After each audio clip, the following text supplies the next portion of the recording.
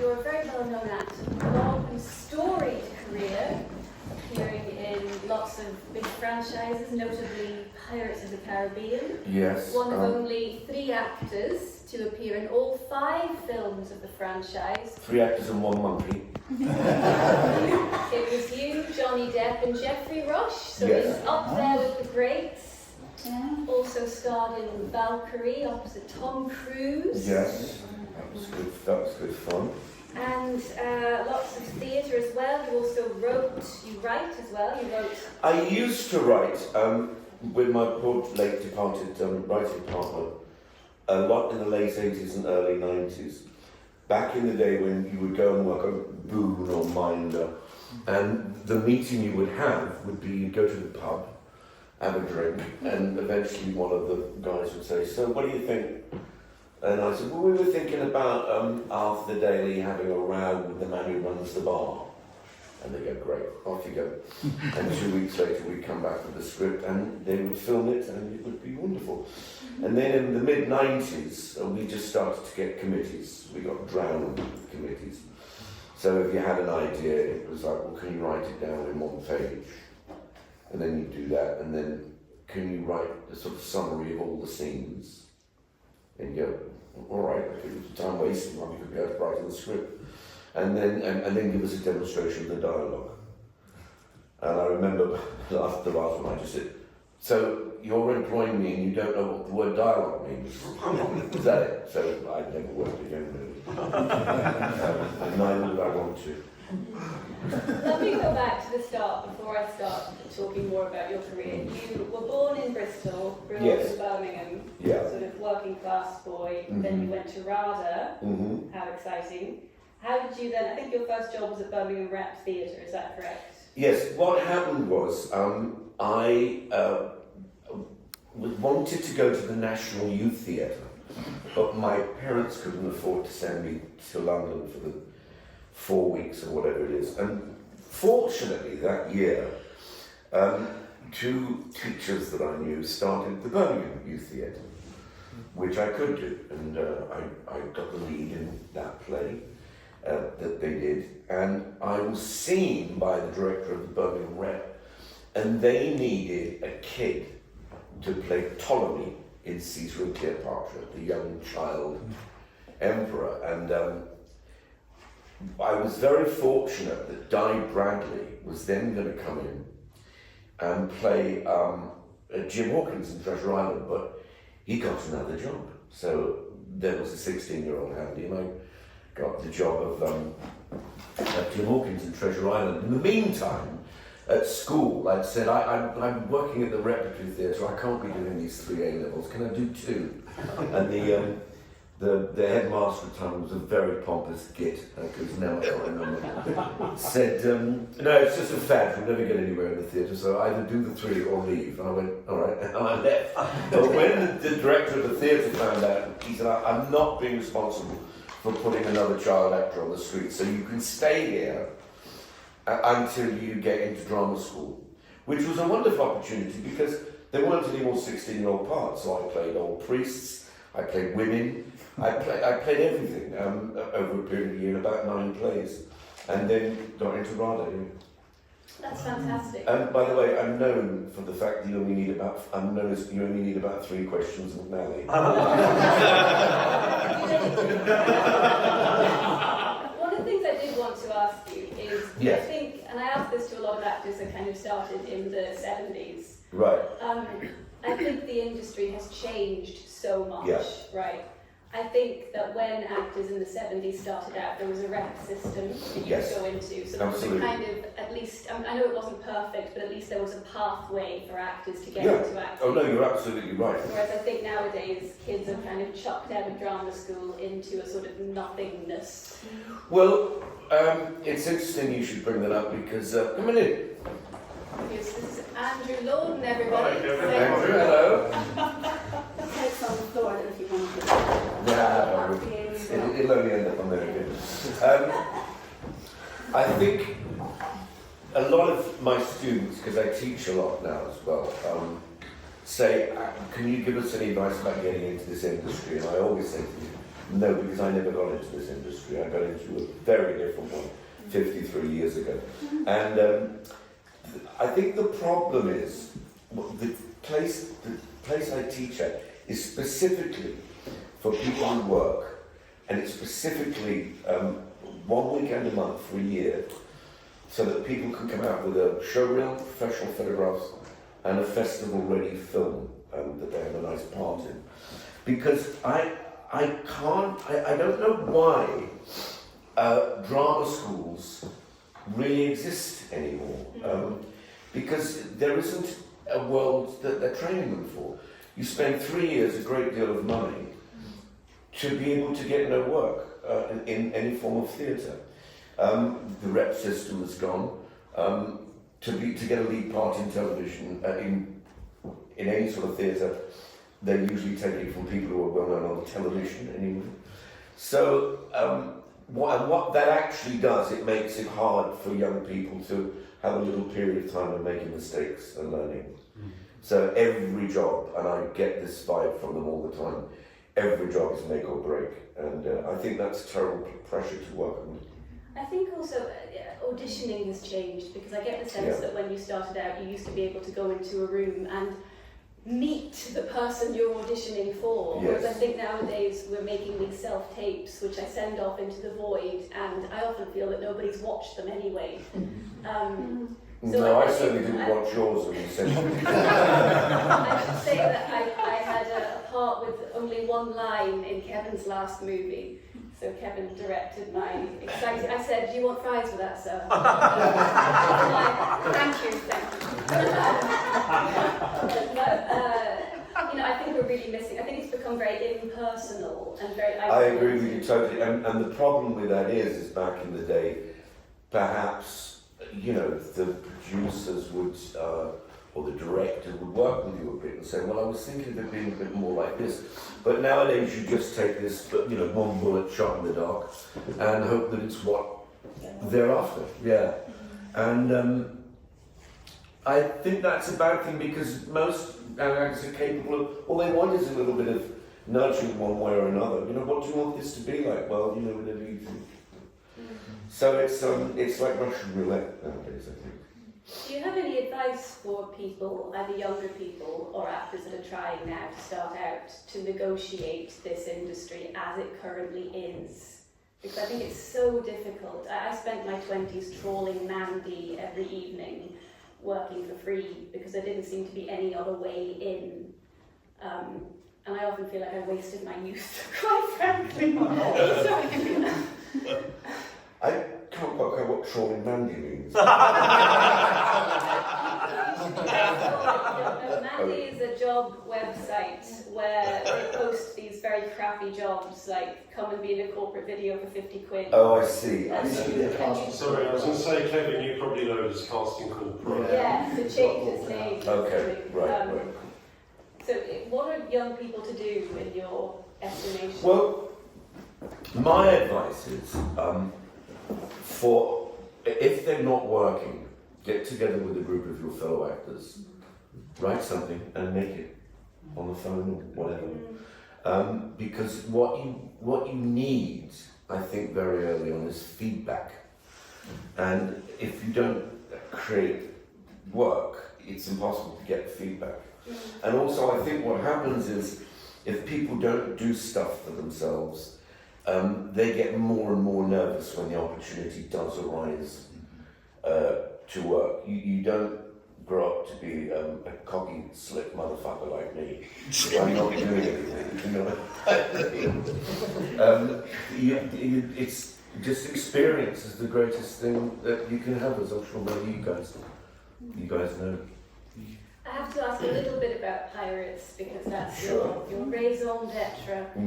So I think you were in your 40s when you got that role, so you'd already been working, you'd had quite a good career, but it was your first kind of big global franchise. Yeah.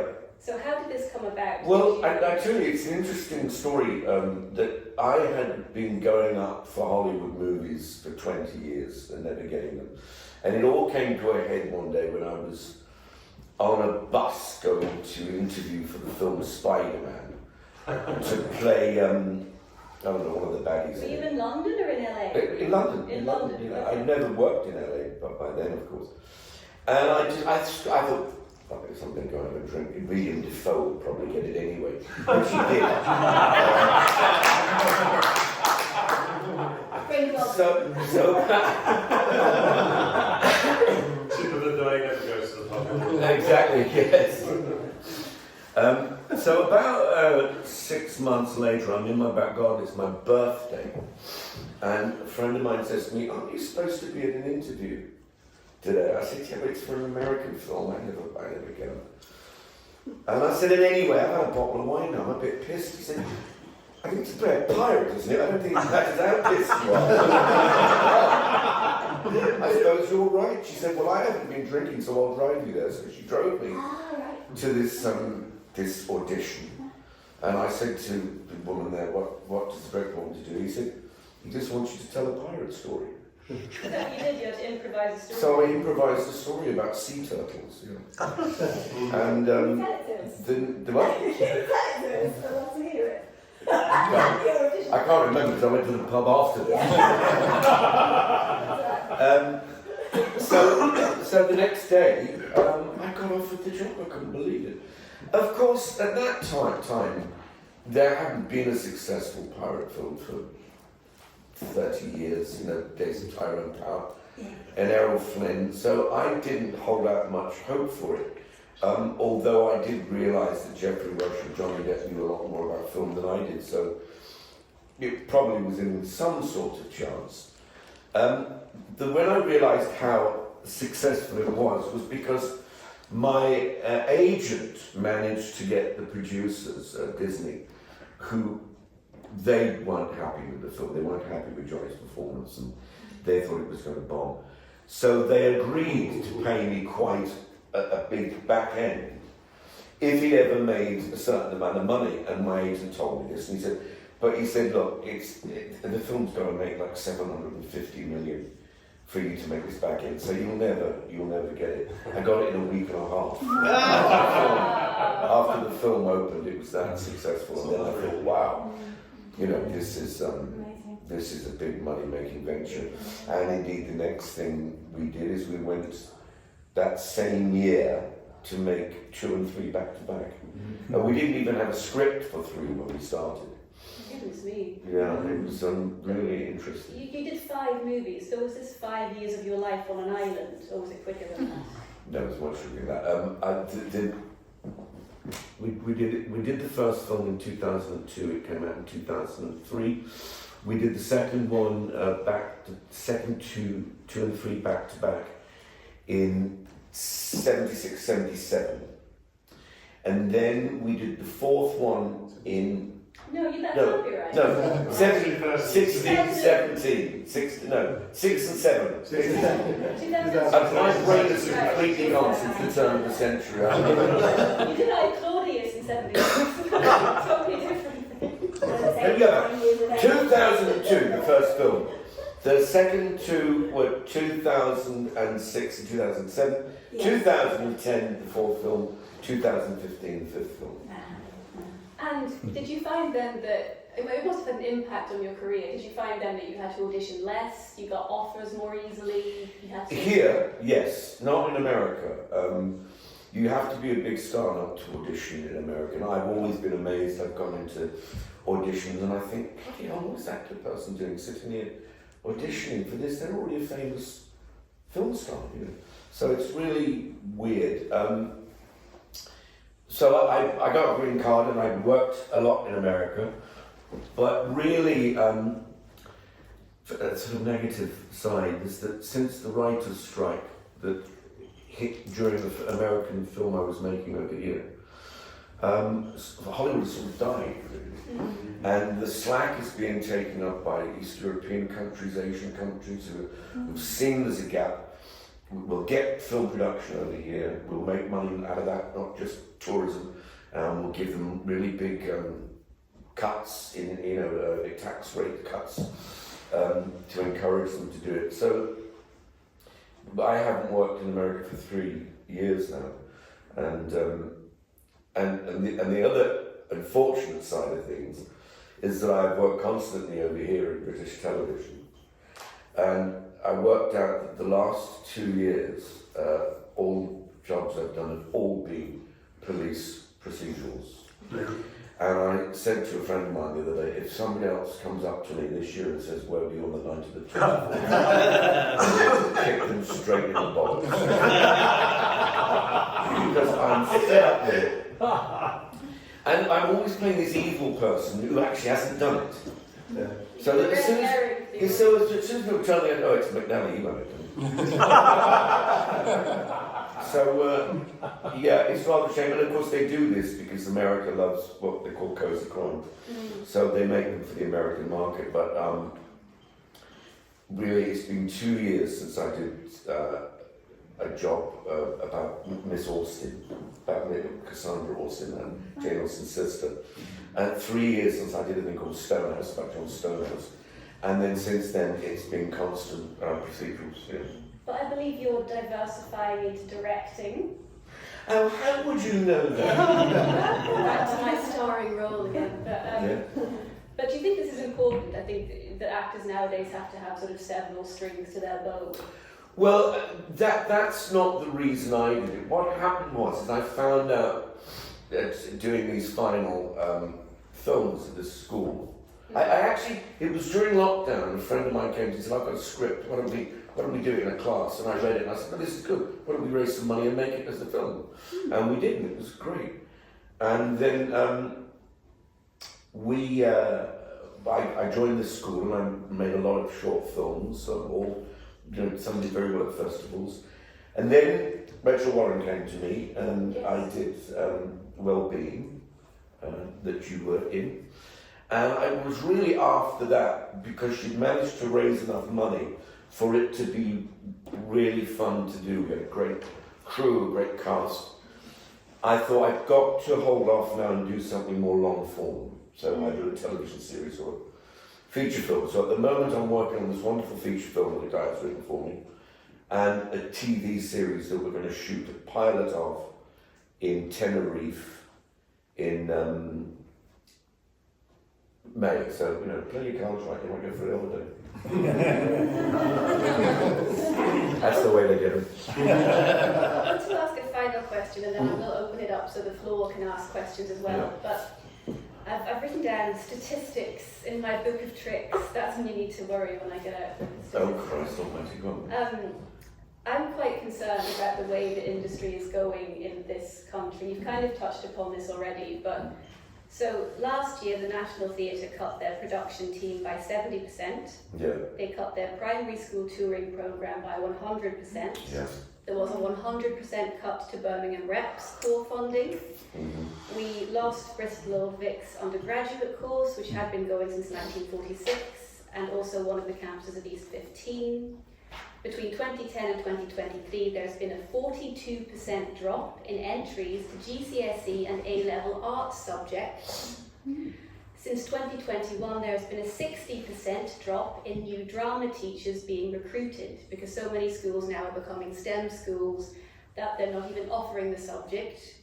There's no teachers to teach it, and there's fewer students taking the subject. And I worry that we are reaching a kind of tipping point where there's no money to be made, people are no longer studying it. I genuinely do worry for the young people coming behind me as to what on earth they are going to do. Yeah. Call me. Is what they have to do. One of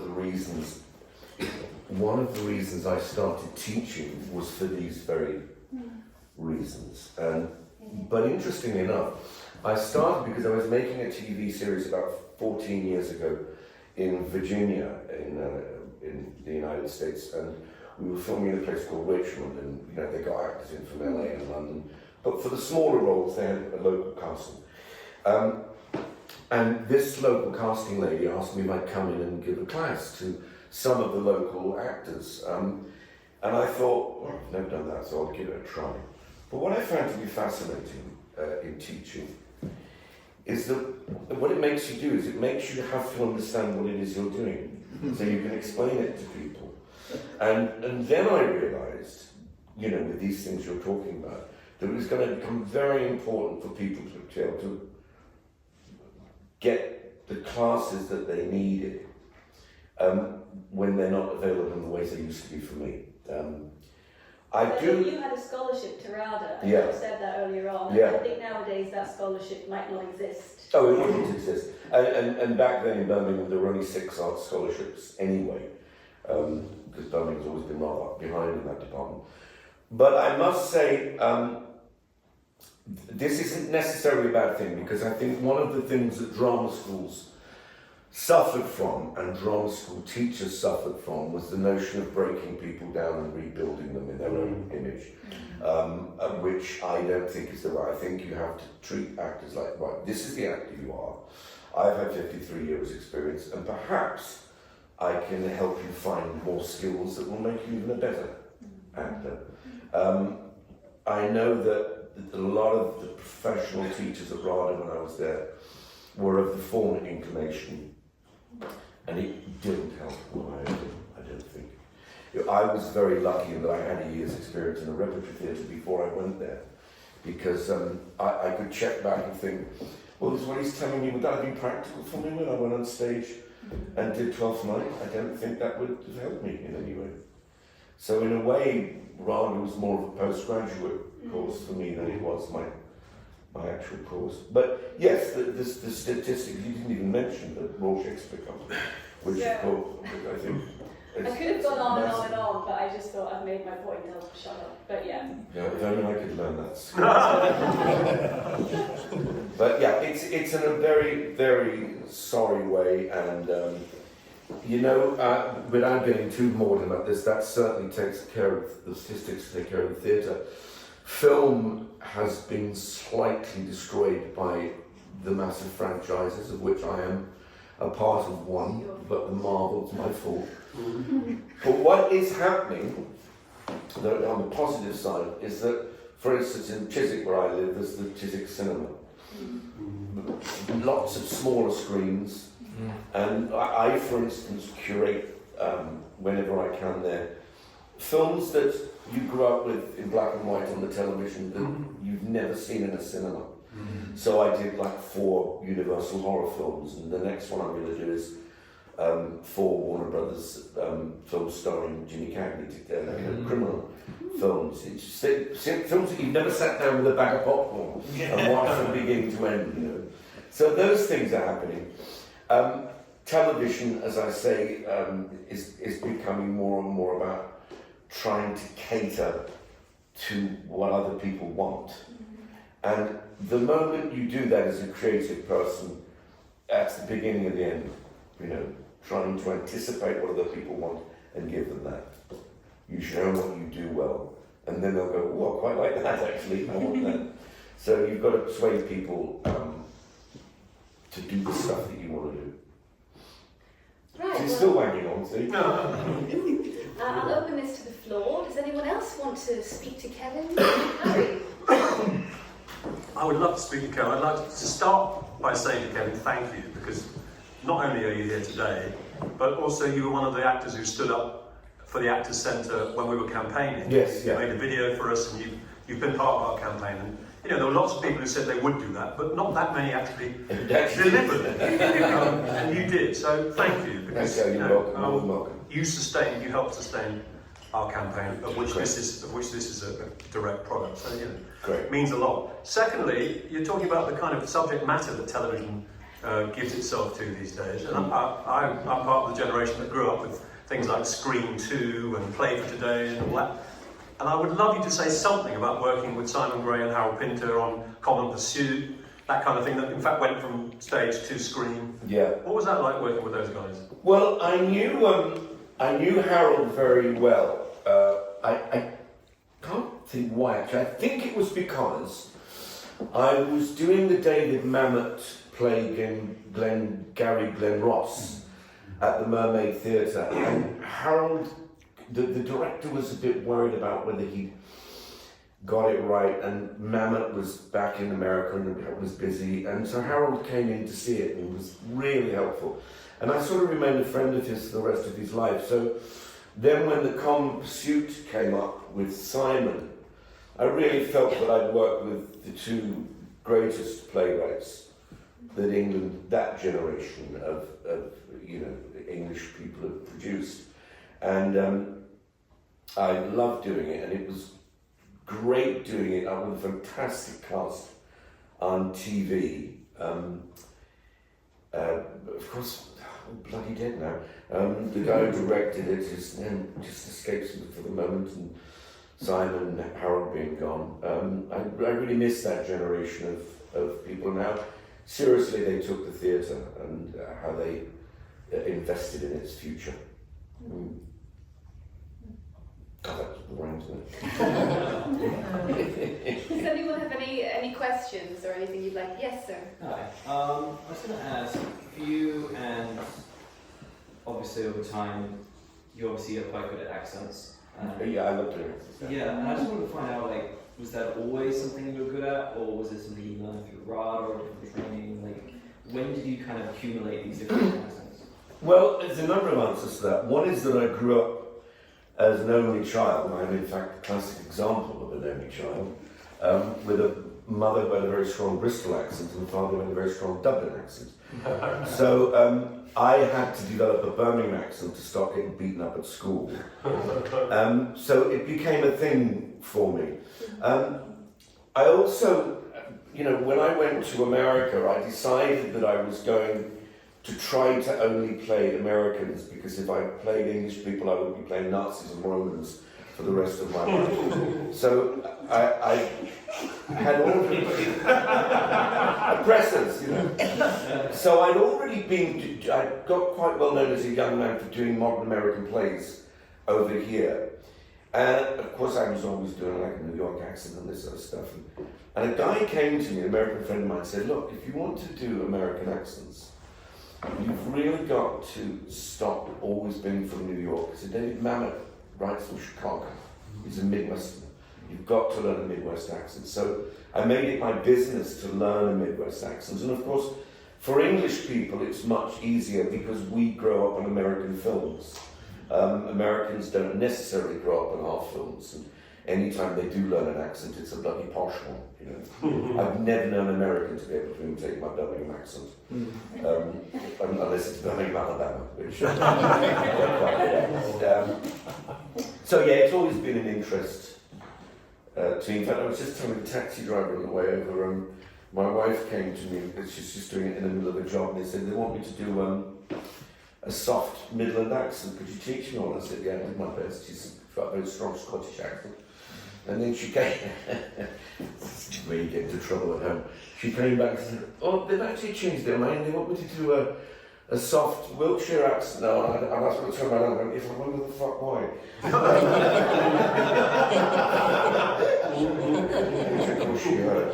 So because of my mother being from Bristol, I've been helping her do this West Country accent. Oh, and then I got her a job playing with Scott. And so she offered me the house Scottish accent. Yeah. Any other questions? Yes, sir. I've actually got 4 questions. Oh my goodness, we'll be here all day. We space them out. The first question is, can we go back to I think 1977, with The Spy Who Loved Me? Yes. Yeah. So do you have any memories of the Roger Moore years and our time in the yeah, I mean, you had a lot more to do in it than I did. In fact, I was signing some pictures the other day, and the only picture they can ever find of me in The Spy Who Loved Me is me getting distracted going like this. That's the way I remember you. Yes, exactly. Yeah, that's what I remember. But it was great. I remember Roger's being very helpful, and funnily enough, I've been doing a lot of work for Caroline Munro's cancer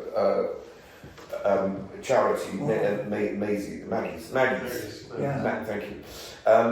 And of course, she was in The Spy Who Loved Me, so I signed all these photographs for her, and she sent me a book signed to Don Kevin. Thank you for all the help.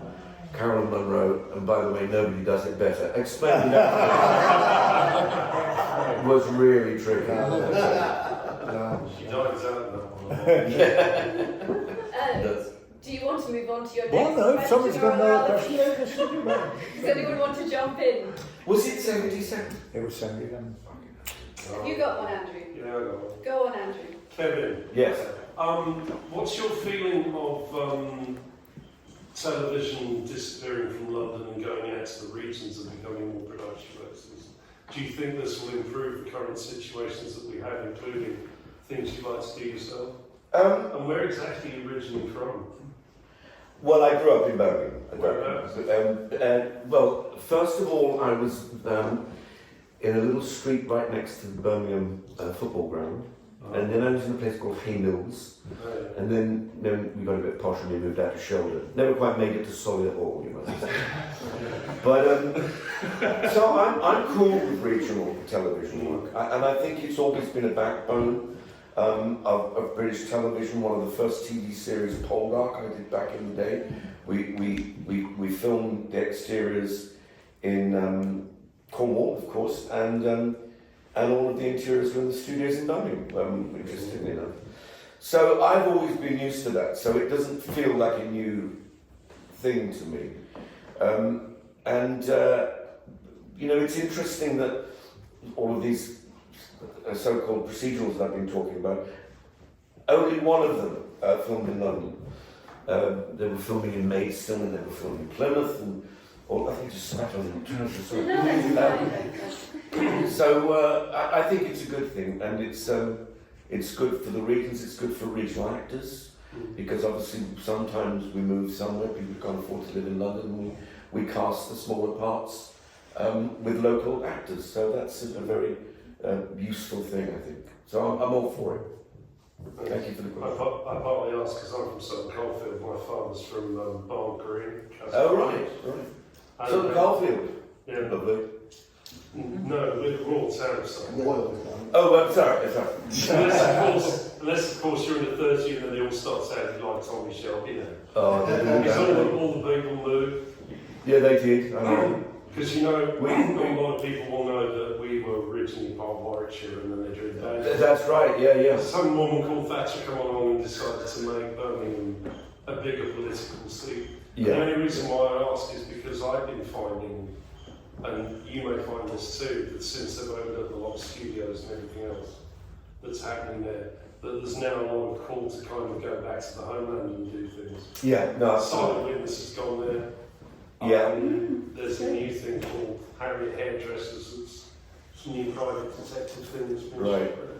And there's a load of other things planned, including a big film apparently. Oh, we have to talk about that. Which a very well-known local writer has got. Two local writers have kind of got their finger in the pie. Oh, brilliant. I think we know who we're talking about. Yes, we do. Do they need a director? Possibly. Great. Well, my hat's in the ring. I know one of them will be interested. Great. Sort it out for me. Yeah. I think, hang on, I've got this gentleman. Yes, go on. I'm going to slip to him. The main question, I'm reading a book about Michael Gambon right now. Oh, yeah. And I am curious what you think is the difference between the generations, because it just, hearing you tell those stories, it just seemed like actors used to take themselves a lot less seriously, and it was just all like, how can we just get working? Whereas now it's like, this is my agent, this is my, and I've gone to a big drama school, but like, this is my drama school, this is my agent, this, it seems a lot like status. So I don't know if you think that's fair. Well, I think it's status for a reason, and one of the reasons I love the school that I teach at is what they provide. You come out, I think as I said before, with professional photographs, a good show reel, and a festival-ready film, because you need those things. In fact, I had a guy get in touch with me the other day saying, I'd like to get more work, and do you know any agents? So I said, well, first of all, do you have a show reel? He said, I don't even have a fishing reel. Quite funny. I said, well, that's the first thing you've got to do. You've got to equip yourself. I don't think it's necessarily arrogance. It's equipping yourself with the things that will help you get that work. And I did actually have an interview with that guy who wrote the Gambon book. And I think we could take ourselves a little bit less seriously because we were able to, you know. because we didn't feel like, you know, every next turning in our career was a fucking great precipice, you know. So, yeah, I think it's true. But I do think young kids have to take it seriously. Just a little more. Yeah. I'm from Coventry. Oh, it's virtually completely So I am curious, what was the response when you said that you wanted to be an actor? What was the response? Because they weren't against it when I was growing up, but it was more like, how do you do that? Like, what do you do? Do you mean from your family or from? Yeah, like the community, because it wasn't like they weren't discouraging. They were just like, oh, how do you do that? Well, I was sort of lucky in that the sort of moment it occurred to me, the opportunity arose to do it. So I was very lucky in that way, and my parents were very supportive of me doing it, which was good. I'd always done school plays and stuff. And in fact, recently I played Harold Wilson in a show, and the director said, how come you're Harold Wilson so good? And I said, it's because I used to do it for my friends at school. I was in doing homework. I was going to give me quite a bit of trouble. So that was fun. Did you have a question, Carl? I was just going to say, like, you know, have you ever considered doing any workshops here at the Actors Centre, like screen workshops or, you know, drama workshops? But actually, what you're just saying, it leads me to think that maybe you actually be a very good impressionist and, you know, what's the word I'm looking for? Well, you know, comedy. I'd like to see you do more comedy, actually. I love comedy. So. Well, I love this other place I work at. A friend of mine, Paul McNally, runs. It's called Bubble and Squeak Theatre Workshop. I usually just do comic workshops for him, and it's absolutely fascinating to do, because you find out very quickly if people have comedic bones in their body, or if they're trying to be funny. You'll know what I'm talking about. We've seen people who do it all the time. And the sort of effort to be funny is not is something that I discourage, frankly. But I would be glad to come. I've just never been funny hours. I'm quite funny, but I'm not. Anyway, I'm not. Can I ask just before I do another question? I have no way of knowing what time it is because my phone is being used as a camera. But darling, you know that's 10 minutes slow. But that's when it's slow, so I don't know what... It's 2:37. Yeah. Okay, so I've got sort of 20 minutes left, shall we say. Go on. Yeah, I just wanted to ask, you say you'd like to teach something. What would you like to teach? What's that? What would you like to teach at the new Actors Centre? Louise wants to book you for a class. We'd love to have you. So Well, I like just doing scenes with people. Scenes, Comedy scenes with people. Doing one-to-ones on Zoom and I'm doing a class this afternoon actually in Chiswick. Doing monologues with people can only get you so far, right? Because part of it is about interaction. So I love people to do scenes together. In fact, Paul McNally, the guy I'm talking about, he's a wonderful writer as well. So I'll say to him, I'm going to be working with these two young girls, one's 20, one's 30. Could you write me a scene for them? And he'll just come up with this wonderful scene, which is great because if they use them on the show reels, there's too many people doing, the Brando Pacino, the Pacino De Niro scene from Heat, and people go, oh well, that's not really your scene. You don't put that on the show. So always try to do something original that hopefully is shot well enough. I do provide the service as well. Hopefully is shot well enough to look like it could have been something transmitted. I wanted to ask a question, seeing as I've got all this time I didn't know I had.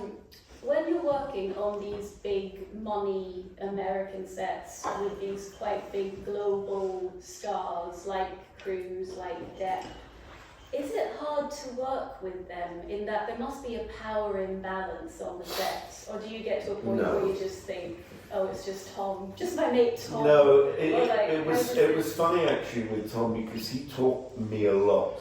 Are you able to even address him? Because I've heard stories where you can't talk to him unless he talks to you first and things like that. No, I've got pictures of him with my daughter who came over, and couple of funny things happened actually. One was we all went out to dinner together, and I was sitting next to him having a chat, and he got the bill, and I said, "Oh, can I help with this?" And he goes, "Oh, you stupid, I'll pay." So he hands me a thing like that, and after a while I say, the waiter's hovering behind you, and he turns around, and the guy says, "I'm sorry, your card's been declined." That's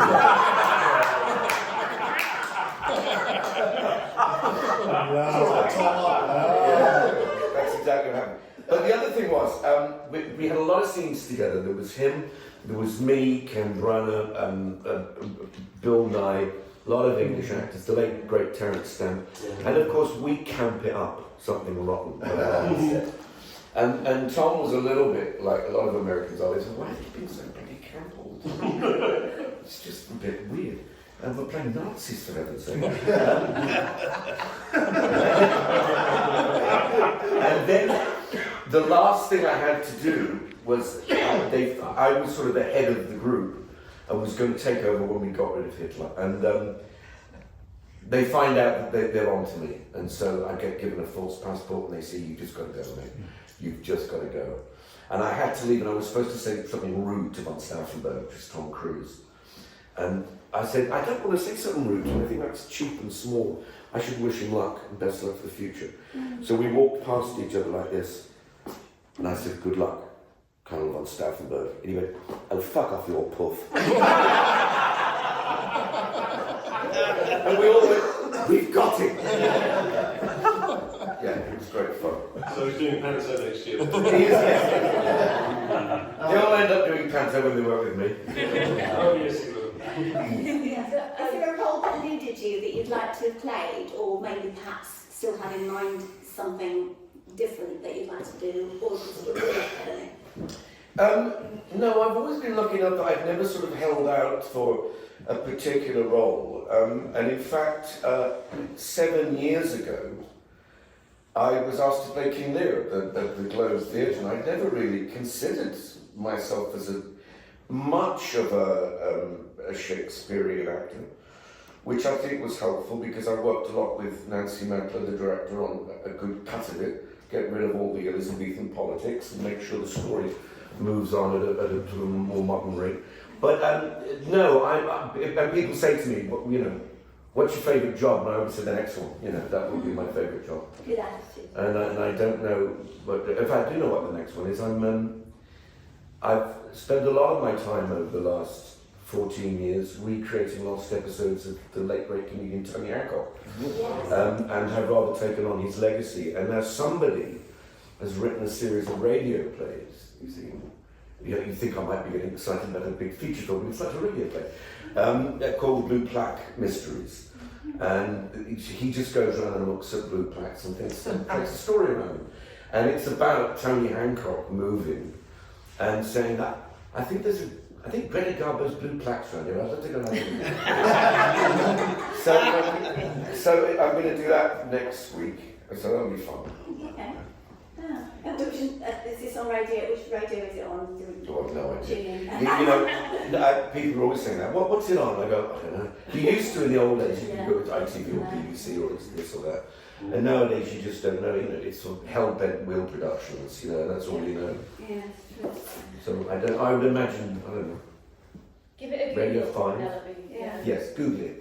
So I'll come to the second of my thoughts. Well, what is wonderful is you've just answered questions 2 and 3. Oh, fantastic. What I was absolutely going to ask you was that, in the context of what a rich career you've had, Kev, and in all sorts of different media, I was going to ask you about the joys and the challenges of the Hancock. But then, picking up on the Lear. It's, it's the sort of mountain, really, of classical actors. It certainly is. I certainly haven't done any theatre since then. Because I sort of think, what am I going to do after King Lear? But what I do like is I also, at my local theatre, the Tabar Theatre in Chiswick, I do get the chance to go on, sometimes they want to raise money and stuff, so I'll go and I'll do, I don't know, get the team together and we'll do a Hancock, or I'll go and do perhaps what is that talking heads? I do this talking heads. Yeah. So I do that one of those. Yeah. But after King Lear, I sort of gave that up. Well, just coming back to the tabard, I mean, it's an ideal example of what you were talking about earlier, about what do young actors do if the work's not coming to you and the phone's not coming to you, but get together and put something on. Absolutely. The tabard is an ideal place that promotes that sort of absolutely, and Just I have a young like- actor staying with me at the moment, has been for quite a while, and I went to see him do a play, and I immediately went to Simon at the Tabard and recommended it, and they just landed a 3-week run of this play Fantastic. in the Tabard. Because So that's that's a platform, isn't it? It's exactly You're keeping the gears in motion. Yeah. You're out there. I doing what you would, love. to go back though, I would have something I have really enjoyed is the Hancocks, obviously. But also, I knew I had a Hancock in me, but they came to me a while ago, about 6 years ago, and said, would you play Captain Mannering in the lost episodes of whatever that show was called, Dad's Army? And I went, I don't think so. I said, give me a week.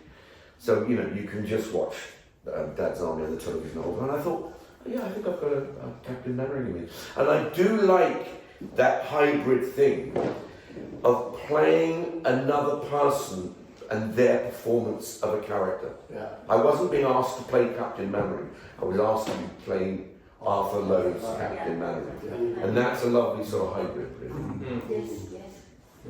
And can I just follow on to just picking up on the mention of the tabard again, because and what you were talking about, the blue plaques. I mean, at the moment I'm going to see it tonight. There's a show called Roundabout Hogarth. Yes. And it's about the relationship between Hogarth and David Garrick. Yeah. Both Chiswick residents, Right. and what happened with them. And just to, looking at the background of it, I was going down a YouTube rabbit hole and came across this wonderful series called Illuminated London, where there are specific episodes and videos on the life of David Garrick and the temple and everything around. I'm going to see that tomorrow night. And Chiswick. And I just thought, it's amazing the way these things get current and the idea of the stories behind those blue plaques all the way around London. Well, that's sort of what attracted to me, it speaks to me really, yeah. And the fact that it's quite funny, Any more for any more? Yes. Yeah, could I ask you about turns, please? Because I'm obsessed with turns at the moment. I'm watching an episode a night. Turn Washington Spies? Yeah.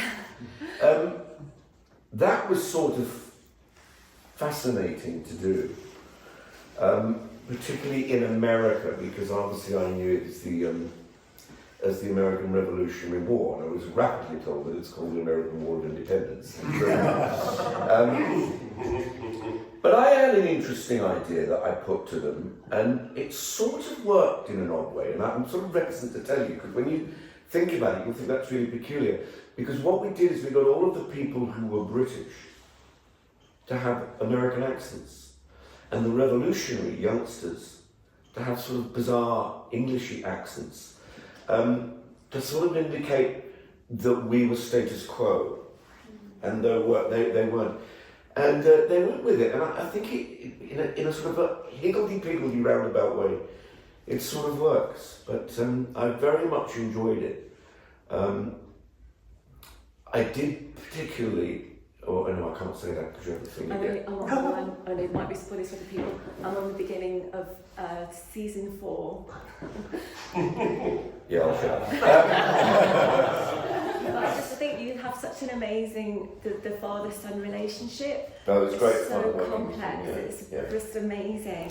And I just wondered how did you do it? Like, what was the process, or how did you get? Well, I am a father, and it was well written, and it was a subject that fascinated me, and so no strain really. I also loved. I think one thing I love about acting is the sort of side things that happen to you. So I was mainly acting with him, but I was also starting to get more and more annoyed by the behaviour of the British establishment around me. and so we're slowly learning to see the kids' point of view. So that was great fun.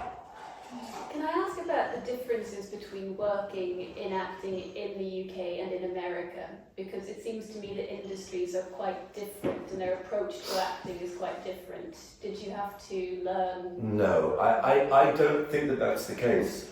I was asked the other day, what's the difference between working on a TV show or a really big movie? I said, well, in the really big movie, the cock-ups are much bigger. You know what I mean? It's like, it's the same thing, but you have to work a bit faster in television. But it's exactly the same in America, you know? All of the crew members all have the same identification, and we know who the grip is, and we know who the spark is, and we know. So you translated quite easily into the American. Yeah, absolutely. I mean, it's not an issue really. It would have been very different if I'd have gone there in the 70s, when we were still stuck in those studio-based multi-camera shows, and it wasn't till the early 80s with things like Brideshead Revisited that we started to shoot television like film. So that was very good. That really merged the two kind of. So at the Is start there of a your blind for this? Is there a blind on that window? Because I think Kevin's being blinded by the light. Not that one, the other one. This one. No, there's nothing on that. Oh, it doesn't matter. Right, I'll do it for you. Thank you. No, that's fine. Sorry, go on, sir. Writer, actor, director, is there anyone that you worked with that had a real impact on you? And more importantly, what was that? Well, I can answer that in a roundabout sort of ways. When I started directing, somebody said to me, I guess you've been inspired to direct by all the wonderful directors you've worked with. And I said, no, I've been inspired to direct by all the shit directors.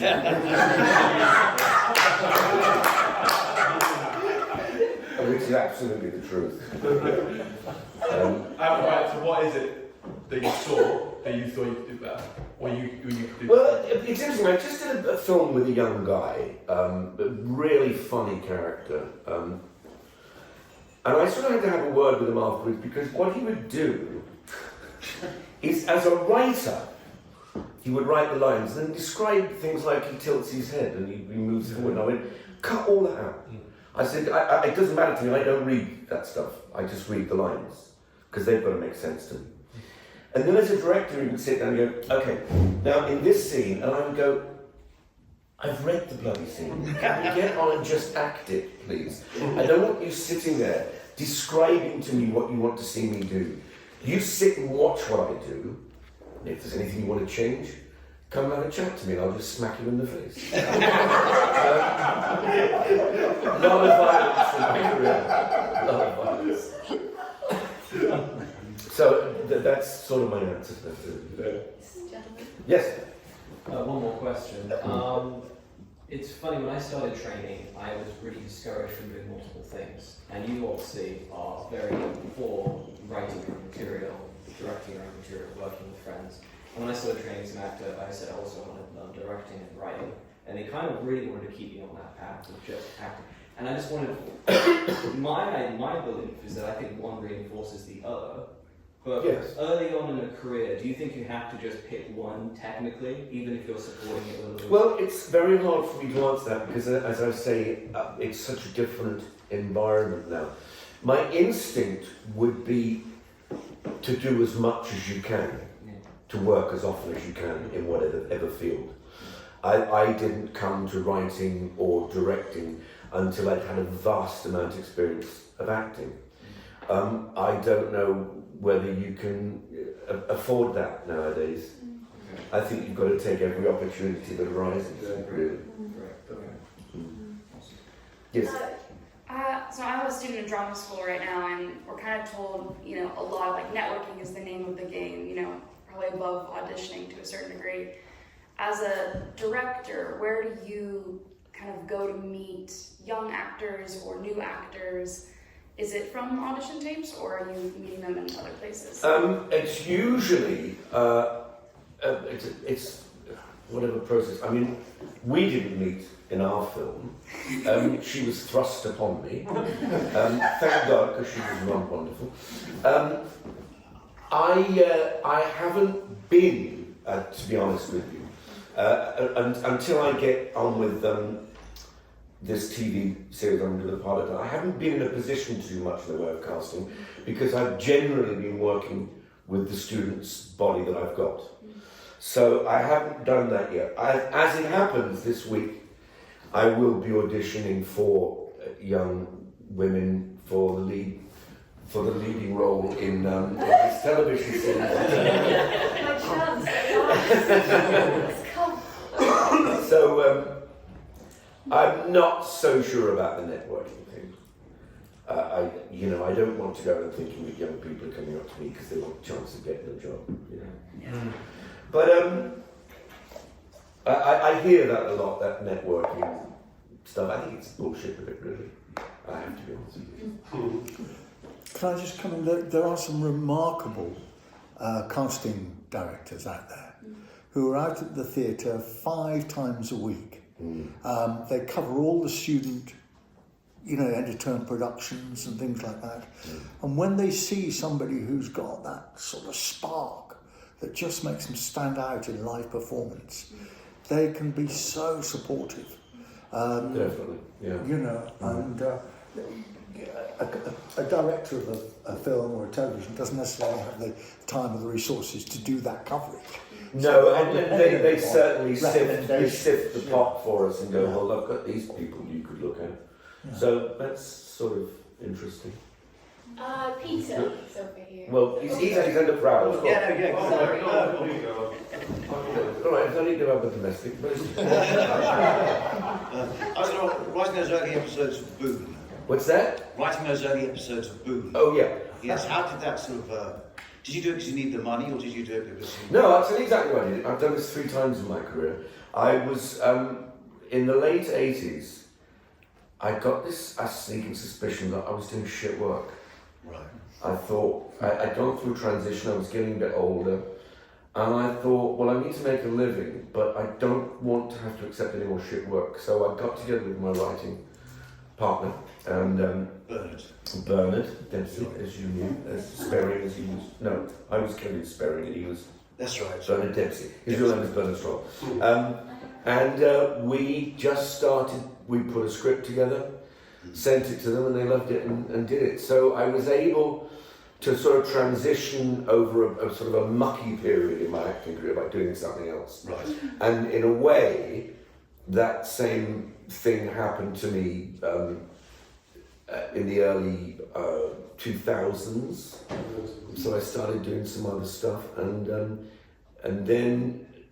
now I'm complaining about all these procedurals, which is why I'm thinking, right, I'm going to take a bit of time out and I'm going to try to get a few more long-term directing credits, because as I've explained to you before, I cannot be interrogated by a policeman again. I will hurt somebody.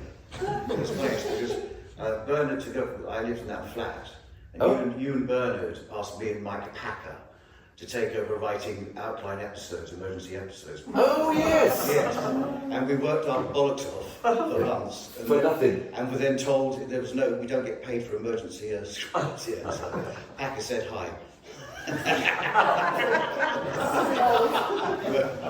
There's a mole in the audience to tell me that for such a long time. Andrew. Have you ever worked much with CGI and alternate tech, and do you find it a hindrance? Well, I did a lot in this last film. The film was about AI. So I used old-fashioned CGI because I was able to put at the end of the film, no AI was used in the making of this film. What happened to me during Pirates of the Caribbean was when we started out in 2002, if we wanted to split a ship in half, we split a solid ship in half. By the time Marvel had taken over, we did the last 2 films. We were mainly in huge green areas with decks of ships on gimbals. I remember the Kraken thing, that was all CGI. All CGI. So a lot of, and in fact, I remember the last scene of one of the last films, and we were all standing around, and this guy came in and said, a picture and said, that's what it's going to look like. So, well, I know we're supposed to use our imagination, but it just took all the joy out of making those films, I have to say. All the joy. My mate was on that when we were filming 2 and 3. Oh, yeah? He was there for that in the Caribbean. Oh, well, that was the top. So it was wonderful. Yeah, with that ship they built just off the beach and all that stuff. Yeah. Well, when we first did it, before we knew it was going to be a success, they sort of built the decks on barges. And barges are flat bottoms, and we were out at sea, so people were just throwing us everywhere. Seasick. So when we came to the second one, they actually built a proper hulled ship that would cut through the water. So it was much, and that's the ship I think you're talking about. You talk about like the difference in America and the money though. I mean, he's a jobbing actor, but he made more money in 2 years on that. I bet. Because he did, although he only got credited in Dead Man's Chest, he was there for both, because you said they were filming. Oh yeah, filming together, yeah. So, lines, bit of a chat with David Jones, wasn't it? Oh, David Jones. Was he one of David Jones? Yeah. Oh, yeah, those guys. He's the best mate with I remember being in my trailer actually, and there was a knock on the door, and it was Bill. He had a terrible look. I said, what's the matter? He said, I haven't got a costume. It's just covering me in spots. Covering you in what? And of course, there, was that all of those characters were completely created by CGI. Yeah. It was a slippery slope, I think, for me. Very slippery. Yeah. Any other questions? Are you still writing? No. Oh. I think for the reasons I gave before, that became a committee thing. Right. And I use probably my writing skills to help with scripts I'm given. Right. So I will make a list of suggestions or cuts, or if I see an opportunity for something, I'll say, why don't we make that more funny, or why don't we, maybe make this more serious or something. So yeah, how about you? Yes, I am. Yes, I shall send the script through if you give me your I will give you my email address and It's send got emergency written on the top of it. All right, okay. Well, this could be my forgiveness after all these years. There's a beautiful lady here. Hello. Thanks for everything so far. You're welcome. One question, looking back at your career or life in general, is there something you wish you wouldn't have done or could have done differently? Well, I probably took cocaine for a bit too long. Absolutely honest with you. But it was the 80s. It was later than that. I was very lucky that I gave it up before I went to Hollywood. I think that would have seen me off. No. I'm so stuck the answer now. Not really. I mean, performance-wise, perhaps, I think of some performances I've given that I think I got slightly wrong. But c'est la bien, just move on, really. I think it's very bad for you as an actor if you dwell upon things that you feel have gone wrong or went wrong in the past. Just look forward all the time. Any final questions before I kind of bring this? Oh yes, go on. Where do you teach? Yes, what is this? There's a place called the Bubble and Squeak Theatre Workshop. You can look it up. Look up Paul McNally. And the other place is called Real Scene. REELSCENE. These are in London, I think. These are in London. That one is in Pimlico. They have a room in Pimlico that we work at. We film in other places, but that's where the school is based. It's 1 weekend a month for a year. It's quite expensive, but as I say, what you come out with at the end is a really good package to get going as an actor. And also, you're not just working with students; you're working with people of all ages. I have a lady who I taught there who was 78.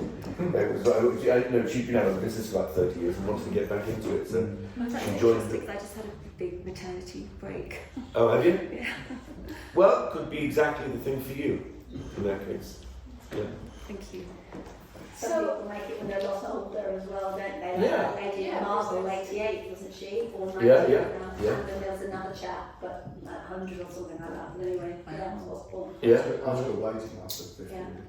Ross Grant, that's always Dr. He's always telling us these things to encourage motivators as, people still trying to find their way in that way. So it's something. It's never too late, I think.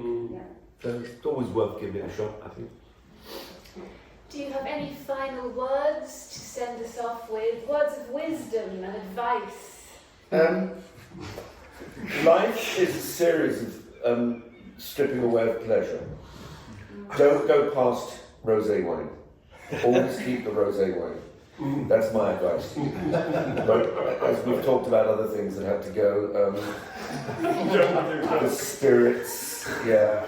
The younger ones can if you want to do a little bit, but don't go raving mad. So what's the absolute age limit on cocaine then?